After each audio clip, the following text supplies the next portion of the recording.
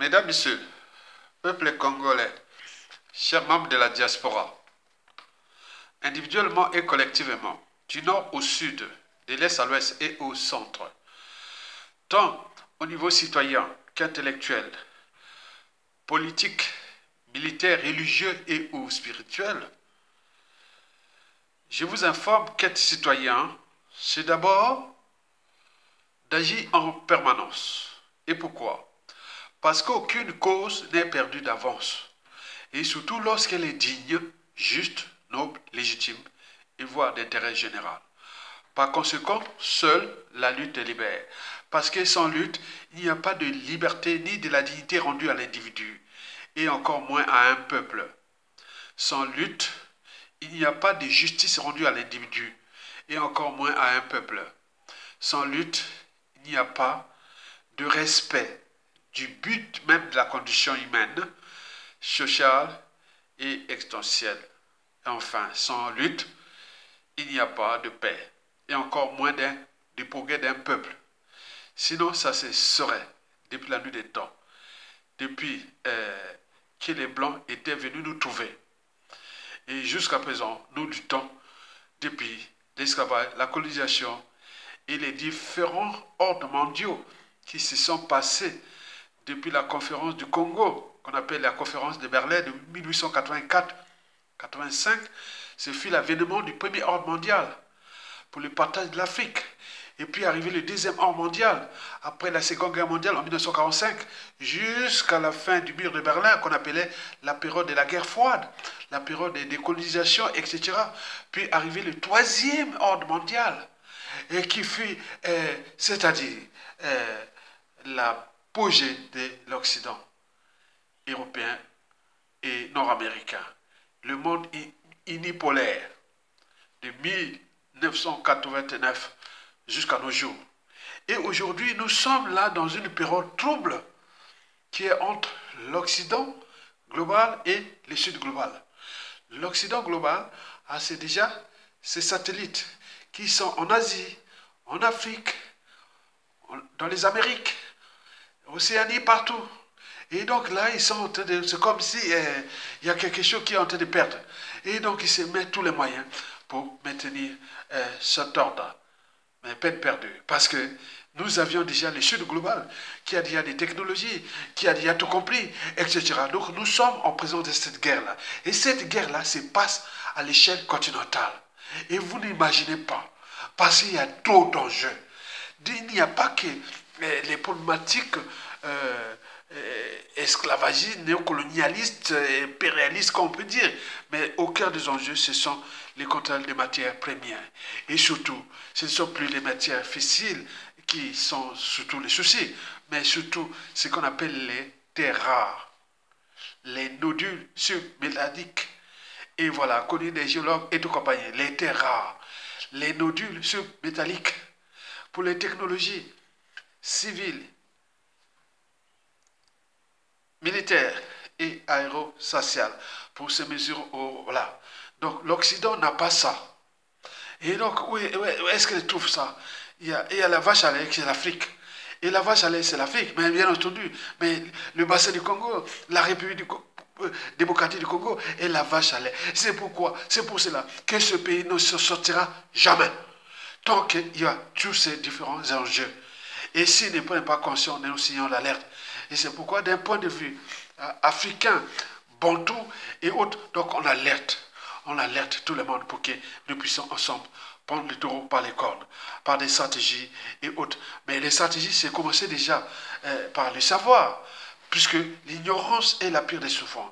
Et donc là, je suis là en train de vous libérer, parce que le savoir et les connaissances vous libèrent. Vous savez que, historiquement, avant chaque changement majeur, dans une nation et ou société donnée, précède toujours la révolution des idées, la révolution intellectuelle, la révolution des idées. Donc je vais vous donner, en toute honnêteté intellectuelle, mais dans un cadre simplement patriotisme bantou, je suis un bantou. Tonga, Tonga, l'aiguille, on a acheté de toutes les chanteurs des rumba hautes. Tonga, Tonga, Tonga, je m'appelle Tonga. Ben oui, exactement. Mesdames, Messieurs, peuple congolais, chers membres de la diaspora, de ce qui précède, Pourquoi Antoine Félix Tshilombo Tshisekedi de la République démocratique du Congo et Joao Lorenzo de la République d'Angola, qui est devenue la première puissance économique et militaire de la sous-région. On est bien d'accord? Mais pourquoi ces deux individus sont inertes, impuissants, devant Denis Sassou Nguesso, qui est là depuis la nuit des temps? Ils sont inertes devant Paul Kagame du Rwanda.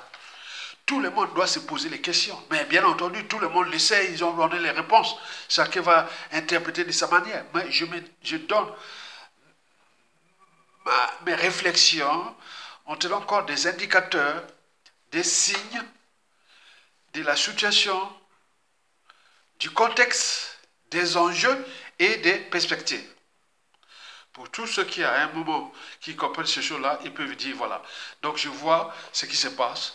Et voilà, qu'est-ce qui se cache derrière? Il y a le décor et l'envers du décor. Ce que vous voyez visiblement et ce que vous ne voyez pas. Et donc, je vais chercher un peu d'éclairer les problèmes. Parce que beaucoup sont passés par là et beaucoup en ont perdu leur vie. Alors, qu'est-ce qui se passe? Est-ce que l'Afrique avance-t-elle? Est-ce que les cerveaux africains avancent? Et qu'est-ce qui se passe? Est-ce qu'on tourne en rond et autres? Donc, vous allez comprendre ça. Pourquoi Fachi de la RDC et Paul Kagame du Rwanda sont puissants devant Sassou Nguesso. Et voilà. Et pareillement pour Joao Lorenzo qui est sous le jeu entre Paul Kagame et Fachi et autres. C'est compliqué. Donc là, c'est de la comédie.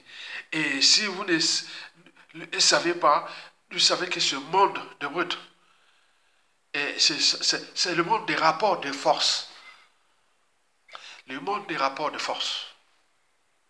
Et donc ces rapports de force-là, il y a des peuples, hein, ils sont là, hein, les peuples, c'est le peuple est souverain, autre, mais quoique, on peut envoyer des armes pour vous fracasser, hein, on a vu par-ci par-là. Donc il faut avoir des stratégies de ça.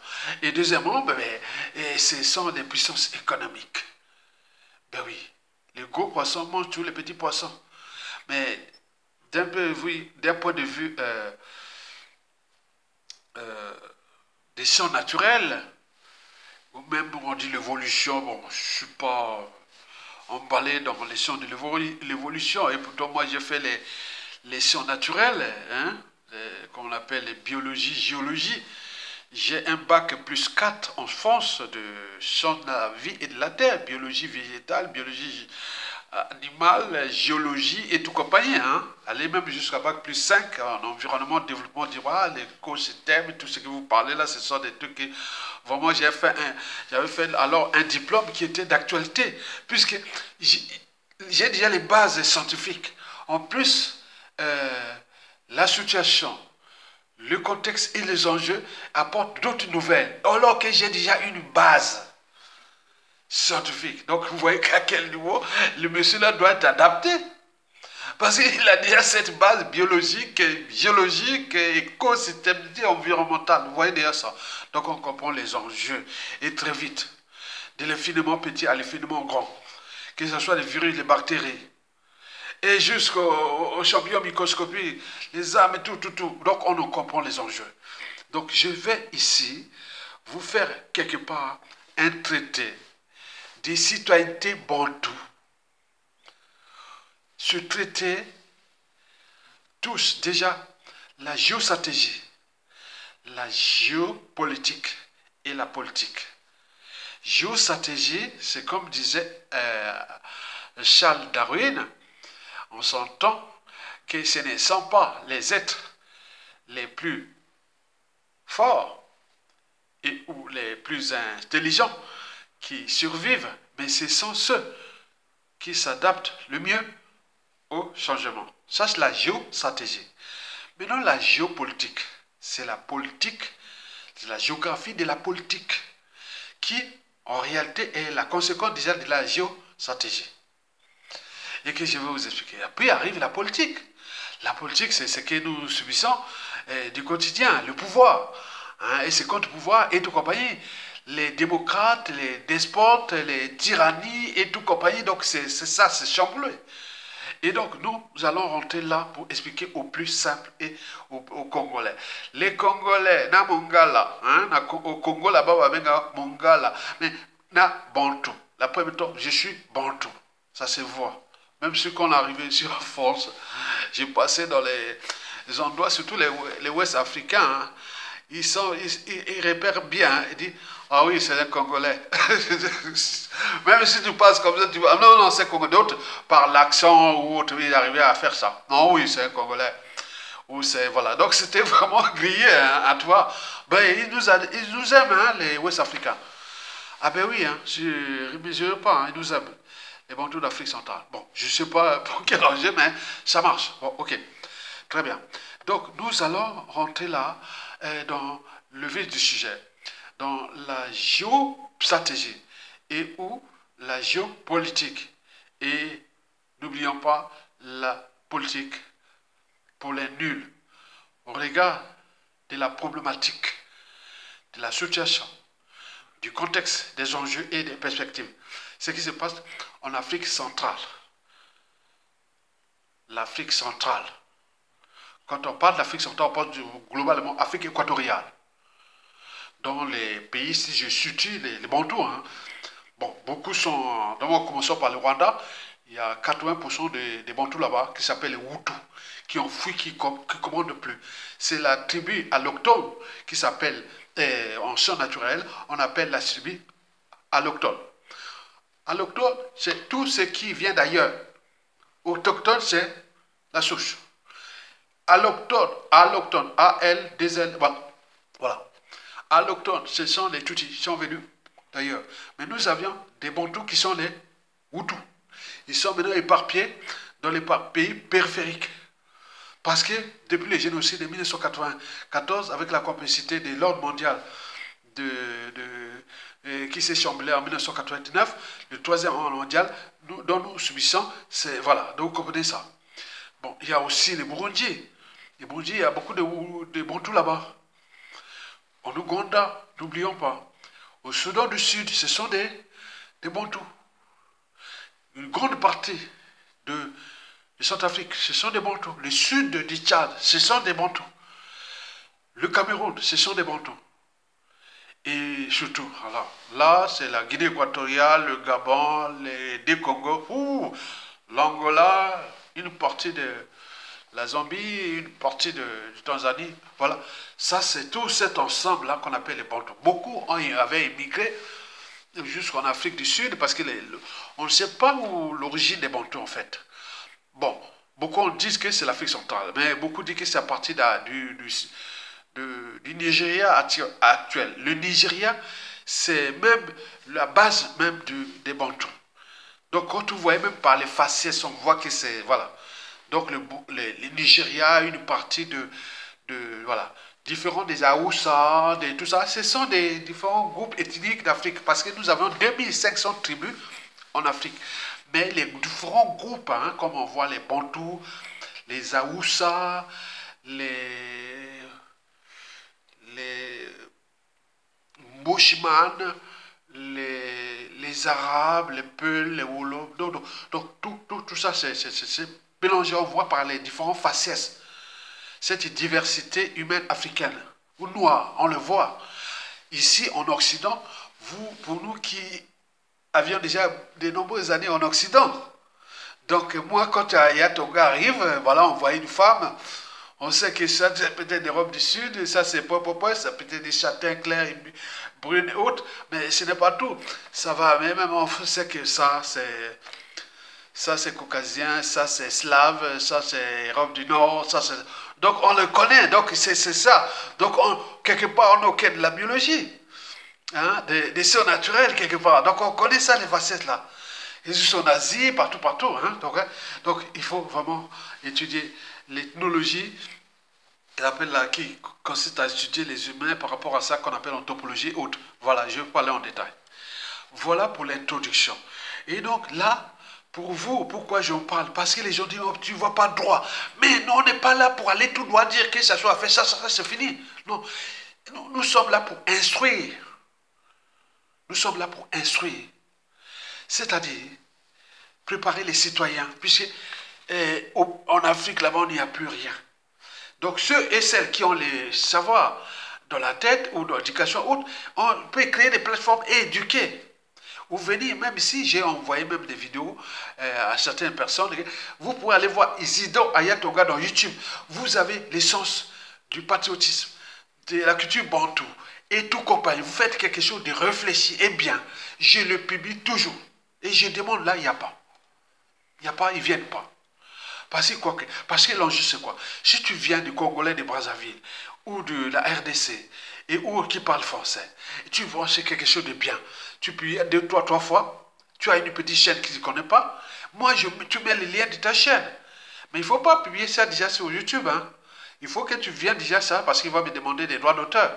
Et donc, autant donné que ma chaîne est déjà maintenant attaquée, puisque vous voyez quand je fais une vidéo, ils ne sont plus monétisés parce que bon, ça revient 1, 2, 3, 5 jours après parce qu'il y a trop d'enjeux. Donc, il y a une main noire, il y a beaucoup de choses que j'ai constaté ça au cours déjà de ces 5 derniers mois. Et donc, il y a beaucoup d'enjeux par rapport à ça. Donc on dit, bon, quoi que ma vie ne tient qu'à la monétisation des vidéos. Non, nous sommes là dans la lutte pour dégager une situation question. C'est pourquoi on vous appelle parfois en bas à contribuer, parce que c'est une force. Et il peut mettre le moyen de pression, que non, les vidéos là sont complètement plus monétisables, alors que mon public est africain, congolais. Qu'est-ce qui fait que, bon, ben, il ne peut pas venir là, parce que c'est quoi? Ils sont admirés par les Africains, les Congolais. Qu'est-ce qui pose problème? Donc, vous imaginez les enjeux. Ce sont là les moyens de pression. Donc, nous sommes sur la ligne de front intellectuel où il y a ces forces entre l'Occident et le Sud global qui se passent. Comme nous sommes sur la ligne de démarcation, donc vous voyez l'enjeu. Si vous n'appelez pas, on dit cotisez là pour donner la force aux autres. Mais vous êtes là, mais vous laissez libre cours aux autres. Il faut casser. Et ça a existé depuis les décolonisations jusqu'à nos jours. Il faut casser.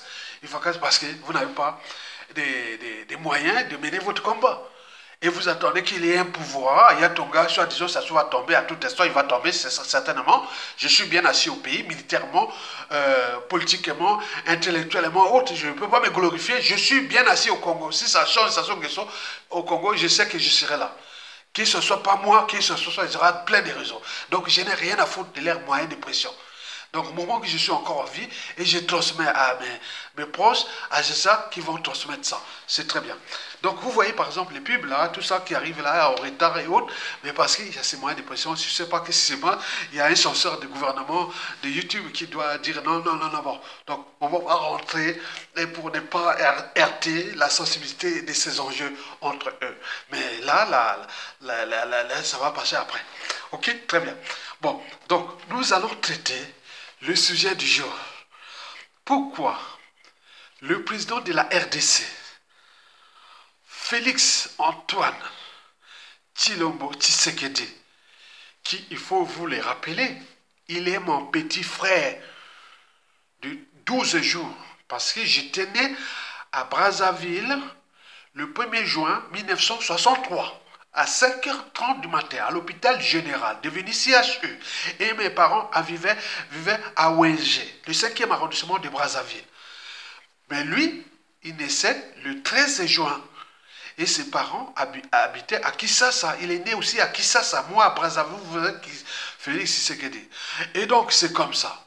Donc là, nous allons expliquer ces enjeux-là de ce qui se passe. Pourquoi celui-ci est inerte, impuissant devant Sassou Nguesso et Paul Kagame. Le reste n'est que de la comédie. Vous n'allez pas du côté de la comédie. Parce que derrière cette comédie, beaucoup en ont perdu leur vie. Beaucoup ont été déclassés. Beaucoup ont été assassinés, autres.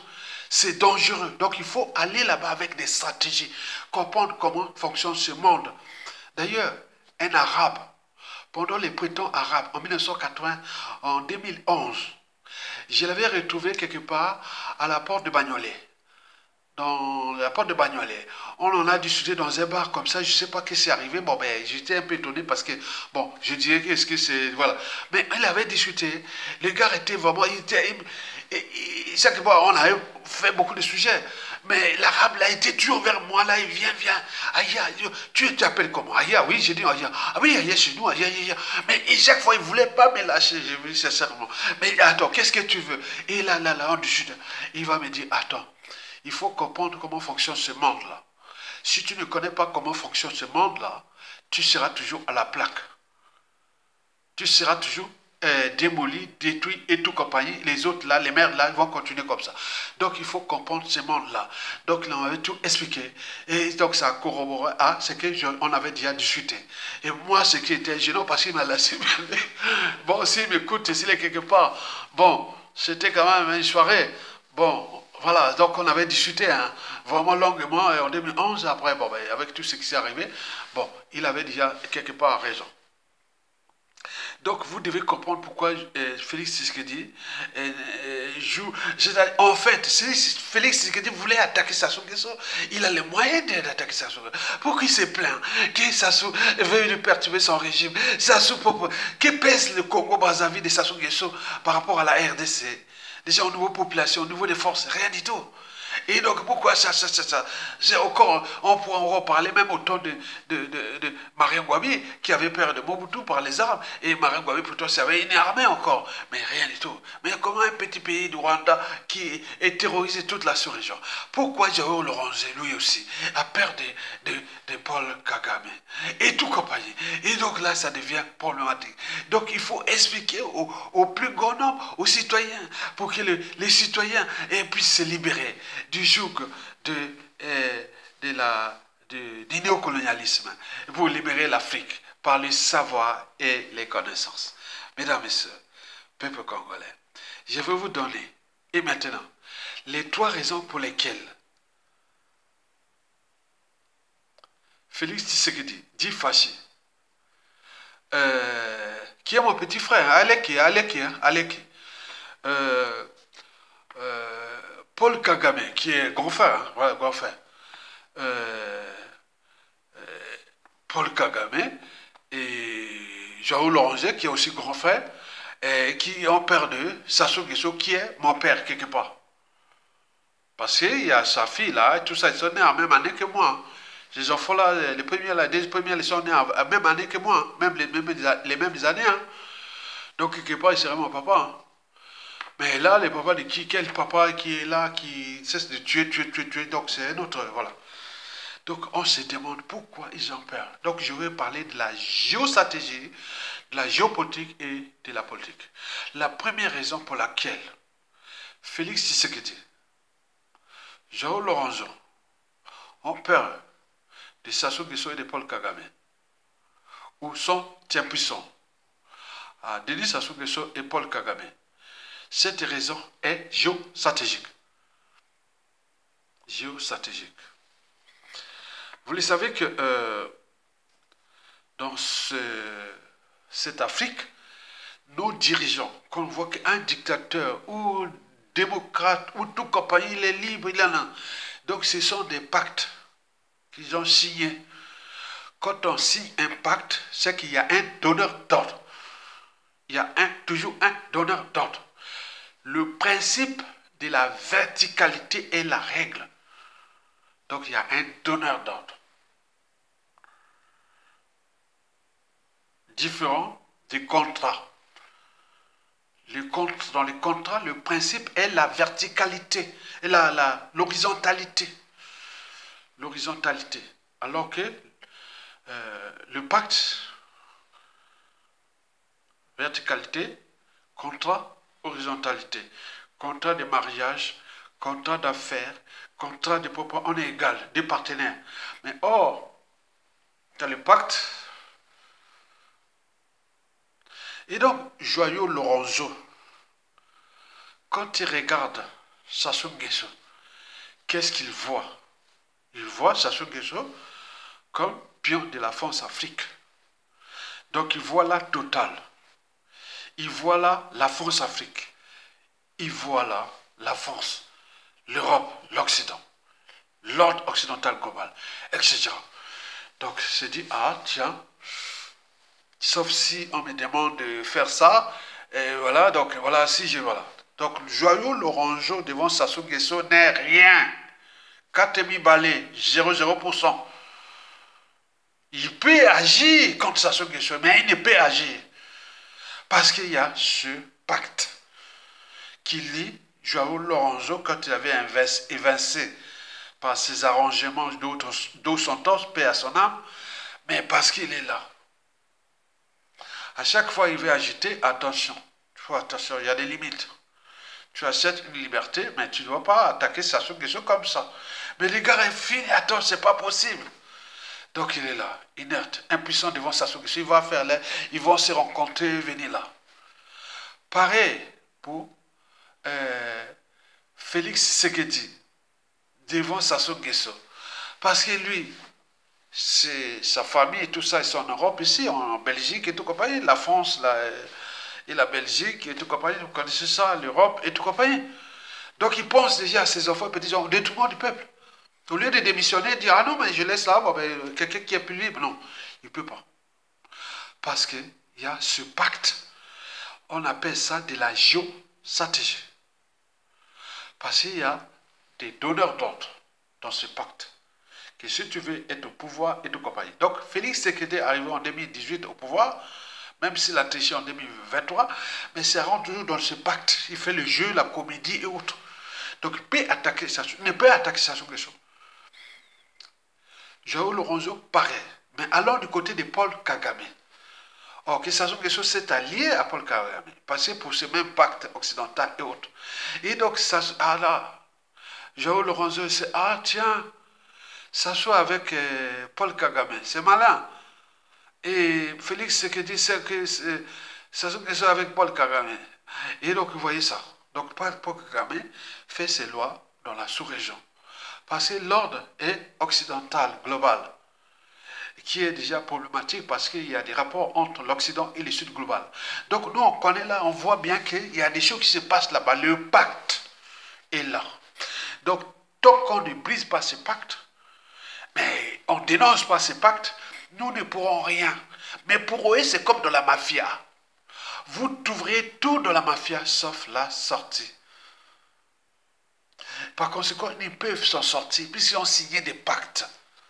Ce ne sont pas des contrats. Dans les contrats, il y a rupture de contrat.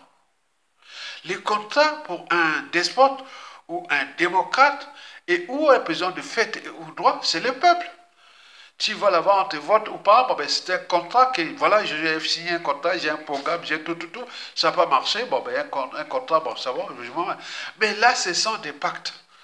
C'est pour cela que Joyeux Lorenzo, Félix Tshisekedi sont impuissants, inertes, etc. devant Denis Sassou Nguesso et Paul Kagame qui se lient. Mais quoique, les médias et réseaux sociaux sont déjà passés par là. Et donc, tous ces tutis poètes qui étaient là pour chiffonner ou incruster ou coloniser les deux Congos et l'Angola, peut-être le Gabon, maintenant les médias, réseaux sociaux alertent. Maintenant les donneurs d'ordre occidentaux, ils se disent, ah tiens, c'est grillé. Ah là là, qu'est-ce qu'on a fait? Les médias, réseaux sociaux sont passés là. Donc ils se retrouvent, tout ça, donc il y a d'un côté le peuple, les médias, réseaux sociaux, même s'ils cherchent à désinguer les influenceurs, on en voit, hein, il y a beaucoup de cas, ça, il faut faire attention. C'est pourquoi on vous demande de soutenir les autres. Mais vous êtes là, les Bantous, ils sont là ailleurs. Attends, c'est pas possible. Comment un pays de 100 millions d'habitants, même si beaucoup n'ont pas Internet, il y a quand même... Au RDC, il peut y avoir 10 millions de gens qui connectent Internet. Même 1%. Mais comment il ne peut pas partager des trucs qui parlent là? Non, non, non, ils sont là. Donc il y a cette anthropologie Bantou qui est problématique. Ben oui, que nous appelons la sorcellerie, la jalousie, et donc ça alimente. Donc ces gens-là ont étudié notre anthropologie, notre part d'humanité. Et quand se bouffent entre nous pour rien, et tout compagnie, donc ils agissent là. Donc la géostratégie, c'est ça. C'est ce pacte qui lie Félix Tshisekedi, Joyeux Lorenzo, Sassou Nguesso Paul Kagame à l'Occident. Donc, le reste qui n'est que comédie. Et sur ce point, j'adhère aux conclusions de cet arabe-là en 2011, à la porte de Bagnolet, qui n'est pas me lâcher. Un gars intelligent, hein? Donc on était dans une neutralité de cognition, quoi. Parce que tout ce qui est des enjeux globaux, naturels, géopolitiques, géostratégiques, la vie, on était là. Hein? Même sa femme là était là, une jolie femme arabe, avec son...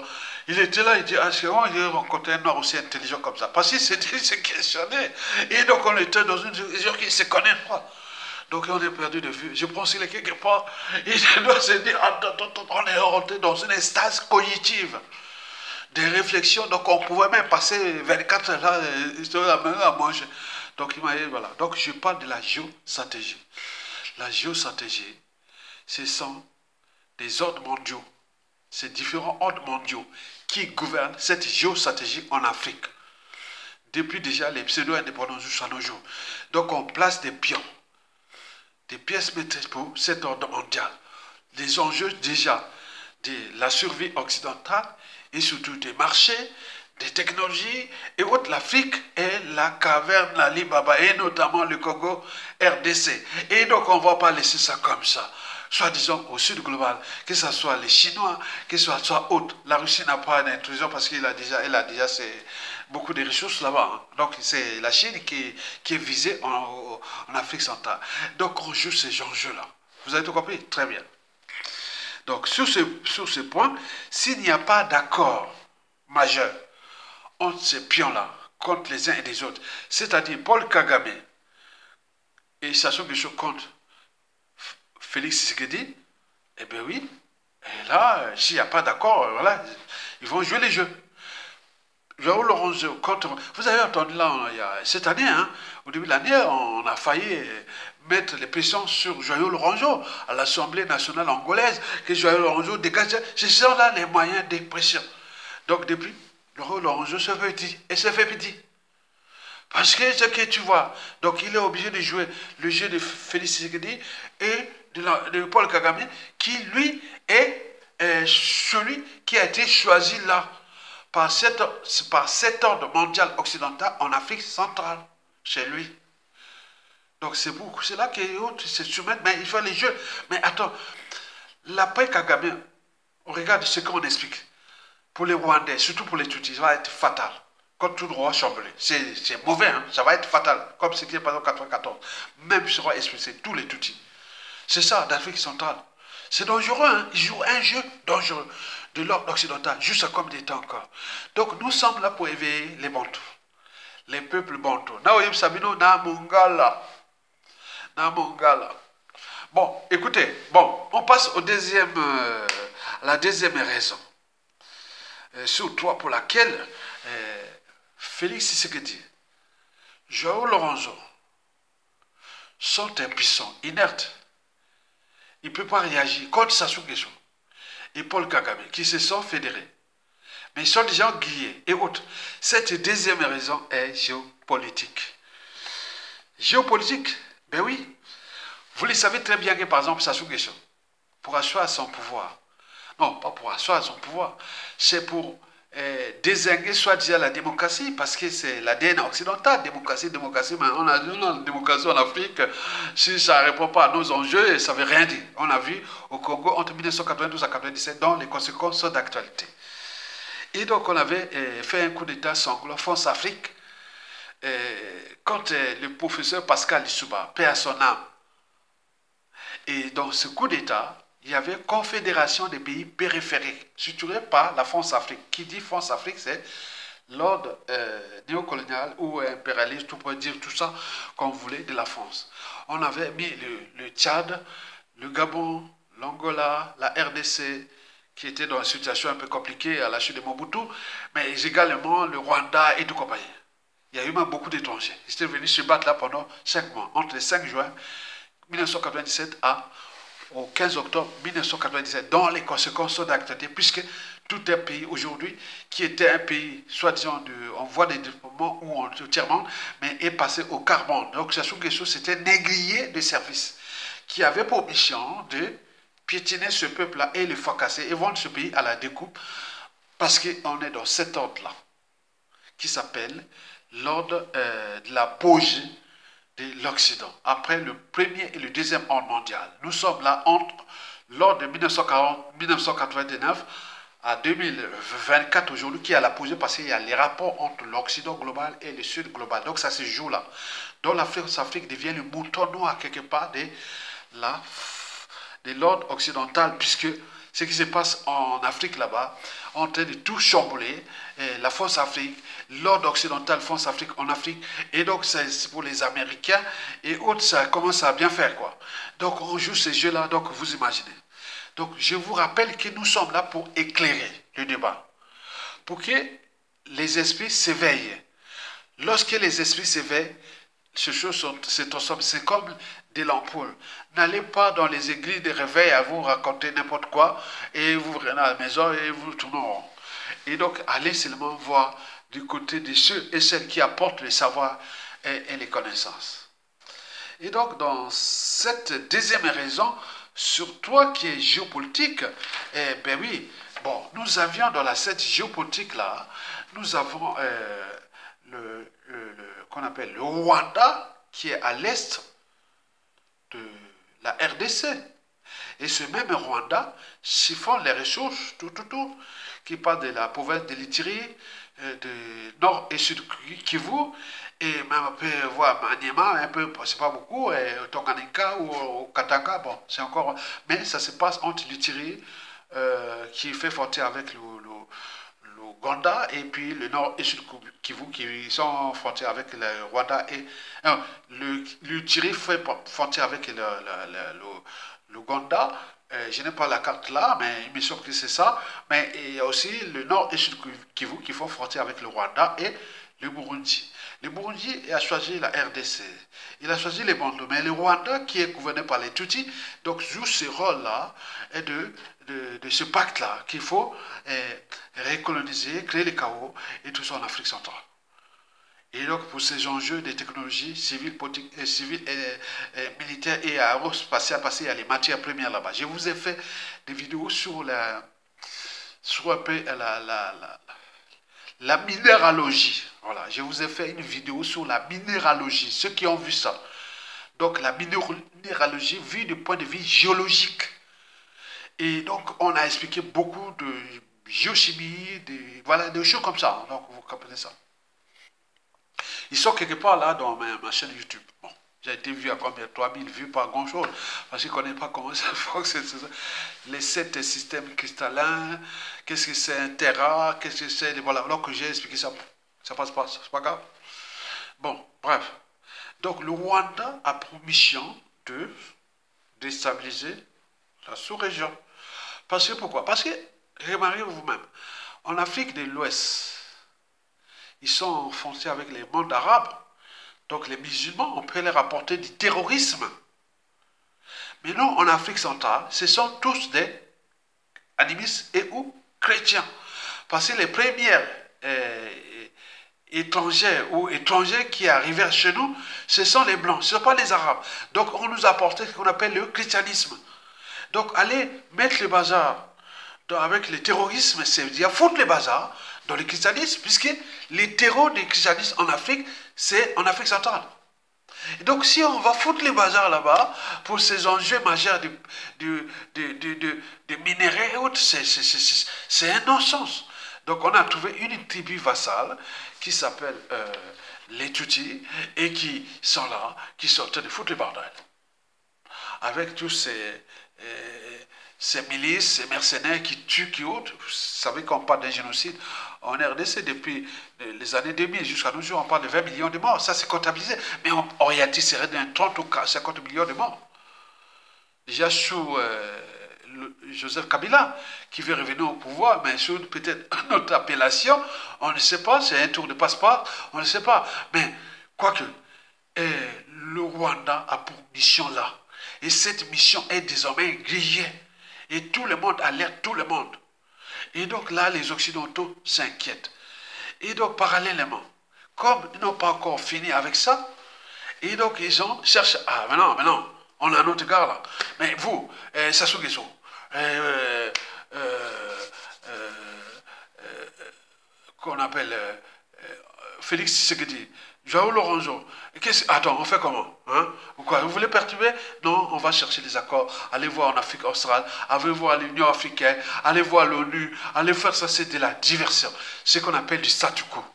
Donc on fait la jeune école. Mais en même temps, beaucoup sont en train de mourir là-bas. Et les trucs fonctionnent.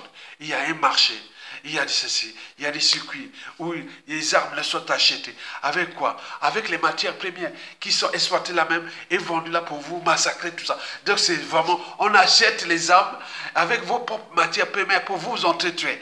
Et donc ils sont là. Et donc Félix Tshisekedi est impuissant. Il va dire, ah oui, je vais négocier avec Joseph Kabila et qu'est-ce qu'on va trouver comme accord? Mais attends, on ne connaît pas les intentions déjà ces gens-là. C'est que vous restez là. Donc on joue au statu quo, ça ne marche pas. Donc depuis 2018 à 2024 aujourd'hui, regardez bien ce qui s'est passé en RDC, ça n'a jamais changé. Donc on rentre dans la merde. On va voir la capitale de Kinshasa. Oh mon Dieu, c'est la plus sale d'Afrique. La capitale d'une grande puissance économique, militaire, toute compagnie en dormance. Et la plus sale d'Afrique. Les problèmes déjà de traitement des déchets ménagers et assimilés. Les problèmes des propriétés, des voiries. Ah non, non, c'est sale, ça partout, partout. C'est pas possible. Et donc ils sont là, quand je vois. Oh, dans les années 60, mon papa me racontait. Parce que, bon, ben, il y avait ces histoires-là. Il avait déjà rencontré une Isaïoise. Et qu'on appelle Léo la capitale. C'était nickel. Il est parti là-bas. La femme, elle appelait Brazzaville. Béa, Béa, Béa. Brazzaville, Béa. Chez les Français, les Congos français. Là-bas, les Congos belges. Et donc, il arrivait là-bas, comme il y avait des pressions tribales. Et donc, il dit, oh, tu vas prendre une femme étrangère là-bas. Non, c'était fini à la tribu. Donc, mon père repart après l'indépendance, le 15 août, le jour du 15 août 1963. Et donc, et l'indépendance passe et il va vite au village, au nord, à l'équateur, pour aller chercher ma mère, pour faire ma grande sœur, née en 1961, et au village déjà, après ramener à Brazzaville. Et pour moi j'ai né en 1963. Et donc, ça, c'est la suite. Et la suite. Et donc, c'est comme ça. Donc, Léo, la capitale. Mon père faisait beaucoup d'activités. La pêche à Yoro, au port de Yoro, qui allait vendre les poissons dans toute la ville de Brazzaville, au blanc et tout compagnie. Et en même temps, faisant d'autres activités. Pour nous nourrir à Yatonga, la prise après. Bon, vous imaginez. Et donc, tous ces choses-là, que du point de vue géopolitique, la RDC est par terre. Nous aussi. L'Angola aussi, quelque part. Même si tiens, parce que, voilà. Donc là, les uns et des autres, Paul Kagame veut que toute l'Afrique centrale soit à sa botte, par terre. Ça, c'est sûr. C'est pourquoi il est en train de s'infiltrer partout. Mais également, Félix Tshisekedi veut à son tour que le Congo-Brazzaville soit bas. Joao Lorenzo parlait et tout compagnie parlait. Vous voyez, l'ennemi du noir, c'est le noir lui-même. L'ennemi de l'Africain, c'est l'Africain lui-même. Parce qu'il existe une certaine mentalité noire qui nuit gravement à l'évolution du continent noir. Je reviens à l'échelle de la RDC, avec ce qui s'est passé depuis 2000 jusqu'à 2018. Et là, on arrive en 2018. On sort des griffes de Joseph Kabila. Mais quel mouche a piqué Félix Tshisekedi? Ne reste que seul. Aller s'agglutiner qu'avec les Balouba. Et qui historiquement parlait tous les Balouba. J'ai compté beaucoup de Balouba. Ah là là, putain. Ah ouais, c'était déjà bien. Mais là, ça a tout grillé. Comme les Mouchis chez nous au Congo. C'est pareil. Pour les problèmes de pouvoir. Alors qu'il avait les moyens de se dire, ah tiens, enfin, si on aime ce pays, On aime ces bantous, on aime ces peuples. Il aurait tout fédéré, tout le monde. Il dit, bon, Moïse Katumbi, Faïlou, Denis Mukwege, et tout ça là. Donc, peut-être Moïse Katumbi, peut-être Premier ministre, puisqu'il a montré un peu ses preuves-là avec ce qui se passe là-bas au Katanga. Bon, on aurait pu avoir Denis Mukwege, la diplomatie, avec ce qui s'est passé en l'Est, parce qu'il est maintenant, voilà. On aurait pu avoir, comment on appelle, Faïlou, peut-être ministre de l'économie, et autres. Donc, on aurait pu quelque chose de nouveau, dire, on crée un pacte de 5 ans de travail ensemble avant de... Non, rien du tout. Il n'y aurait pas à la passer, il y a ces ordres-là. Donc, vous ne sortirez pas. Sinon, ça se saurait. Et j'en ai même fait plusieurs vidéos en 2019 relative à la problématique. Ils ont été même vus à 30 000 vues. Et j'ai proposé même à la RDC de faire ce gouvernement dit non, non, rien du tout. Parce que ce sont des pactes, ils ne se n'aiment pas entre eux. Et donc, voilà la situation. Et donc, nous, au Congo, en 1991, on s'est précipité pour l'élection. On voit que c'est fracassé. Alors qu'on venait de dire que Sassou Nguesso a fait du mal de ce pays depuis les années 1970 et qui a tué 2 présidents, un premier ministre, a tué un président, 2 présidents, le président Marie Gwabi, le président Massa Madiba, un cardinal, beaucoup d'intellectuels, fracassé ce pays et tout ça. Et que le Congo, avant l'arrivée de Sassou Nguesso, les comptes de l'État étaient à l'équilibre. Les Congolais de Brazzaville mangeaient à leur faim. L'école était au plus haut niveau, la santé pareil, tout compagnie. Maintenant là, depuis qu'il est arrivé, on a fait FMI, les dettes, les dons, voilà. Il a fallu que c'est nous, les Congolais, qui contestent. Et donc, ils mettent des moyens pour assassiner. On alerte parce que ce qu'on dit qui est là. Mesdames, Messieurs, peuple congolais, la troisième et la dernière raison pour laquelle ça se passe comme ça, c'est politique. Ben oui, une fois que vous avez la première et la deuxième raison, ils comprennent ça. C'est que la première raison est géostratégique. Si on protège les intérêts de ces gens-là, et puis la deuxième raison géopolitique, on joue les jeux géopolitiques dans la région entre le Rwanda et tout, on fait les comédies, on va faire des sommets, des forums, rencontres et tout ça pour jouer la diversion, le temps de conserver le pouvoir et tout compagnie. Mais on arrive à l'enjeu politique, et politique là, ça rend déjà la première, et là c'est déjà respecter ces pactes. Et si les pactes là sont remplis, tu deviens ce qu'on appelle dictateur. C'est un despote qui exerce le pouvoir à longueur des années, sans qu'aucune loi ni institution ne les limite dans le temps. Autrement dit, ça ne s'arrête pas et ça ne s'arrêtera jamais. Tant que le peuple ne relève pas le défi. Tant que leur parrain, des donneurs d'ordre, se dit stop, tu es maintenant grillé, vomi, on va t'échanger. Et lui, il va négocier. Est-ce que je risque d'être humilié? Ben oui, tu risques d'être humilié parce que tu n'as pas rempli le pacte. Oh, mais c'est pas moi, j'ai fait tout mon boulot. Non, oui, mais c'est s'est passé de Mobutu. Les Idi Amin Dada et tout ça, ils sont passés par là. Tu es négo, casse-toi pour con. Excusez-moi. Hein? Et sinon, on laisse toi la merci de ton peuple et justice sera rendue. On va te faire comme un stand de Samien Do et tout compagnie. Et donc, vous voyez déjà ça. Donc, les négos, c'est vraiment malheureux. Et c'est ça que je définis comme les risques anthropologiques. On a toujours peur de nous-mêmes. Comme disait depuis l'assassinat de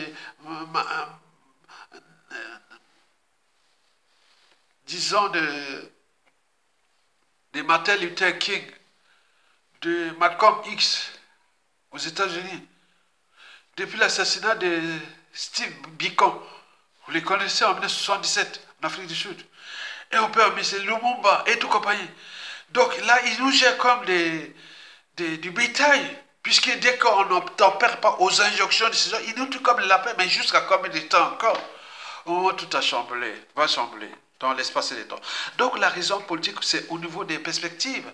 Donc, ils regardent la sous-région, ils regardent ceci et autres. Mais attends, Félix Tshisekedi, il y avait des gens de la diaspora qui disent ah, Félix Tshisekedi est arrivé et nous on va construire une base arrière, base militaire et tout comme pour distinguer Félix Tshisekedi. Je dirais, vous rigolez. Vous savez, il est rentré dans la NAS, j'avais des informations stratégiques. Et donc il dit pour rien. Tous ces gens d'Afrique centrale, même d'Afrique,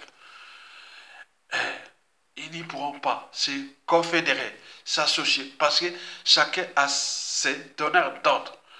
Et les pactes sont diversifiés. Donc on ne sait pas comment tu vas rentrer là, aller voir Félix Tshisekedi ou Paul Kagame ou Sassou Nguesso, ou Joao Lorenzo ou Touadéra ou Paul Biya ou aujourd'hui Oligui Nguema et tout comme ça, tu rentres dans un moulin et tu sors là, ta vie est déjà foutue, on va te poisonner ou partout. Donc vous imaginez ça. Donc l'Afrique, regarde maintenant l'Afrique de l'Ouest, c'est-à-dire l'AES, là où ça se passe. Mais ils sont aussi en difficulté parce que l'ennemi du noir, c'est le noir lui-même. L'ennemi de l'Africain, c'est l'Africain lui-même. Parce qu'il existe une certaine mentalité noire et ou africaine qui nuit gravement à l'évolution du continent noir. Parce que l'enjeu, c'est d'abord le but de la condition humaine, sociale et existentielle de ces peuples-là. Mais surtout, l'enjeu est interracial. La respectabilité interraciale. L'homme noir ou la femme noire peut être riche, bon, tout, partout dans le monde. Tant que l'Afrique noire ne sera pas debout, nous ne serons jamais respectés. Les noirs là, bon, métis, ça peut voir, ah oui, peut-être, regardez, il est tout métis, il va en Inde, au Pakistan, en Asie et autres, on va dire, ah peut-être il y a des blancs et autres. Mais les noirs, tout noirs comme ça, tu arrives, si tu n'es pas, comme on dit, quand tu es noir, va te faire voir. Donc tu dois être bien nickel et tout ça, en Asie et autres, parce qu'on dit, ah oui, peut-être qu'il y a un commoné d'Afrique et autres. Mais si tu passes noir comme ça en Asie, en Arabe, dans le monde arabe, tu n'es rien. Alors que les autres, quand tu es blanc, tout va bien. Quand tu es brun, tiens-toi bien. Mais nous, c'est pas ça. Nous, quand on est noir, va te faire voir. Et donc, les gens là sont allés là-bas. On les voit même. C'est complexe d'infériorité pour certains qui est là. Mais les 10 fils d'Afrique qui se battent depuis l'esclavage, la colonisation, les décolonisations, tout ça, beaucoup ont été fracassés. Pas à cause des Blancs, mais entre nous, pour les problèmes de jalousie, pour les problèmes de ceci. Donc il faut qu'il y ait un noir qui soit brutalisé ou autre par un blanc, et là il y a un buzz. Mais entre nous, rien du tout. Sinon ça se saurait depuis les pseudo-indépendants. Donc, mesdames, messieurs, peuple congolais, cher Bantou, et donc je suis là pour éclairer les débats. Mais ce débat-là, est problématique puisque déjà ma chaîne est déjà problématique parce que la monétisation et tout ça, c'est maintenant on n'en veut plus. On va d'abord et depuis 5 mois, ils écoutent les vidéos. Non. Par exemple, attends, j'ai parlé à Charles et Alexis Tchanga, toutes les vidéos là, tu vois pas, il n'y a pas de pub. Hein. Donc, parce que non, ça passe pas. Donc, si vous voyez les vidéos, bon ben, mais dans le cas d'intérêt général et autres, parce qu'ils surveillent. Il se veut que, ah tiens, s'il y a une petite faille, ma chaîne est supprimée. Donc je le sais, mais ils ne supprimeront jamais mes idées. Mon âme et ma conscience, ma liberté de penser, la liberté d'expression, la liberté d'association. Ça, c'est non négociable. Et j'ai la chance, parce que je transmets, parce que je suis un esprit. Je suis d'une famille, je suis d'un esprit, je suis d'une grande tribu, je suis un esprit du Congo, je suis un esprit d'Afrique. Et donc nous mettons tous les moyens pour que les soient des Sassou Nguesso dégagent. Et au moment de dégager Sassou Nguesso, dans l'histoire, dans cette, qu'on appelle les contes et tout compagnie, ou tout ce qu'on va raconter autour d'un pot, d'un repas en famille ou en ami ou autour d'un point. Donc on vous racontera ce qui se passe sur la ligne de front. Je suis sur la ligne de front. Les vidéos là, c'est pour cela. Quand beaucoup m'envoient parfois des vidéos, c'est problématique. Je dis non, je ne prends pas, sinon la chaîne, non. Donc il faut rester là parce qu'il y a tout l'enjeu. Sassou Nguesso a mis les moyens. Et donc, comme ce qui s'est passé avec mon compte Twitter en 2009, où j'avais déjà passé 5000 abonnés, et il a été supprimé pendant 4 ans. Et en 2014, il vient là, ah oui, mais ça, il y a ton compte, vous avez un compte sur mail, et donc je clique comme ça, le compte est ouvert, il n'y a plus d'abonnés. Et donc quand vous allez dans Twitter, vous pouvez voir Ayatonga, hein, Ayatonga là, Isidore Ayatonga, c'est 2014 que je me suis inscrit en 2014. C'est faux. Je m'étais inscrit en 2008 et en 2010, j'avais déjà plus de 5000 abonnés. Et donc ce compte a été bloqué entre 2014 et 2010 et 2014. Donc, vous imaginez. Et donc, l'as des las des médias réseaux sociaux, c'est Facebook. Facebook, c'est rare. Il est arrivé à un moment donné, après les procès là, que j'avais avec les histoires là de 2018, mes comptes mail et puis Facebook a été bloqué. Compte mail et YouTube a été bloqué. Après, ils sont arrivés là, après, je sais pas, ils ont fait leur truc quand ils ont les moyens là-bas. Hein. Donc, ils ont vérifié, après, les comptes est revenu de compte mail et de compte mail est disponible. Les comptes mail que j'avais, voilà, depuis 2005. Et donc, ils ont, même, je sais pas qu'ils ont cherché là-bas, ils n'ont pas trouvé, peut-être pas. C'était pour les procès là. Après, il est arrivé aussi, qu'on appelle Facebook. Facebook, c'est, voilà, c'est chez moi. Hein, quelque part. Hein, bon, on croit qu'on ne sait pas, hein, c'est devant des. Voilà. Mais ils ne m'ont jamais fait beaucoup de mal. Mais le paradoxe, c'est qu'il est arrivé, c'est YouTube. YouTube, depuis 2008 jusqu'à 2017, je n'avais pas de soucis avec cette plateforme-là. Mais depuis 2018, là, jusqu'à nos jours, c'est problématique. Il y a eu un moment donné, mon compte a été supprimé alors que j'avais publié une vidéo qui relayait qu'on appelle les manifestations qui se sont passées au Sri Lanka pendant les surréactions du Sri Lanka de 2022. Et cette vidéo-là, qui est devenue problématique parce qu'on dit, on a vu des gens manifester tout, et il y avait des enfants, tout ça, je ne sais pas. Mais cette vidéo, je l'ai copiée de la BBC. Et quand j'ai réclamé, parce que mon compte là était supprimé, hein, il n'y avait plus de ce compte-là. Et donc j'ai fait là, ils ont dit oui, voilà, j'ai mis les liens entre les vidéos là et ils ont vu, attends, les vidéos, donc on suit, mais comme on suivait les laisse sur le feu.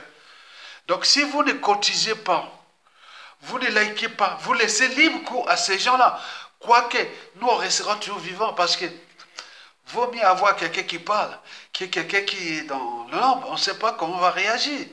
Sassou Nguesso tombera, Sassou Nguesso va tomber. Et donc c'est là, je lance des informations pour vous, Congolais, que tout a un début et une fin. On a passé par l'esclavage, la colonisation, la force africaine et tout compagnie. C'est un processus. D'où l'intérêt de soutenir les esprits libres, qui éveillent les consciences, qui vous font tout. Ils ne sont pas là-bas, parce que ce sont les moyens de pression. Viens, on vous donne, on vous corrompt, on n'en veut pas. Ah non, ce n'est plus bon. Il est intelligent, il est propre. Qu'est-ce qu'il... Donc ils ont mis tous les moyens. Mais on sait bien qu'on est déjà à ça. Donc on s'est préparé. On s'est préparé. Donc on s'est préparé à ça. Donc venez pas dire, pourquoi tu ne viens pas ça? Attends, il faut devenir des professionnels de ce combat. Rude et passionnant. Rude parce qu'on voit déjà sur ma chaîne que je vous ai expliqué, et bien d'autres choses qu'on a subies, et bien d'autres subissent, c'est pas que moi. Hein. Et donc c'est ça. Donc je n'ai pas le monopole de la victimisation. Mais le combat là devient passionnant parce que toute dictature a duré des vies limitées, que tout a un début et une fin. Et que dans la vie, on dit toujours que ne faites jamais à autrui ce que vous ne souhaitez pas qu'elle le fasse vous-même. Et qu'il arrive beaucoup de choses, que beaucoup disent, ah mais pourquoi on te cherche sur TikTok et tout ça, mais j'y viendrai, on ne sait jamais. Mais pour l'instant, je suis positionné là, il arrive, voilà, nous, ça va tomber, et il va tomber. Et donc, likez, partagez, et pour ceux qui ont l'esprit d'Ayetonga, vous pouvez toujours contribuer à la lutte en bas en cliquant sur les liens en bas pour se dire, ouais, on est là ensemble. Merci beaucoup. Likez, partagez pour vous les peuples bantous d'Afrique. Le Congo-Brazzaville sera libéré. Et nous allons nous battre pour que ces enjeux des bantous, que les bantous retrouvent leur lettre de noblesse. Parce que les bantous ont envahi plusieurs parties de l'Afrique. On s'est étendu jusqu'en Afrique de l'Ouest. On s'est étendu jusqu'en Afrique australe.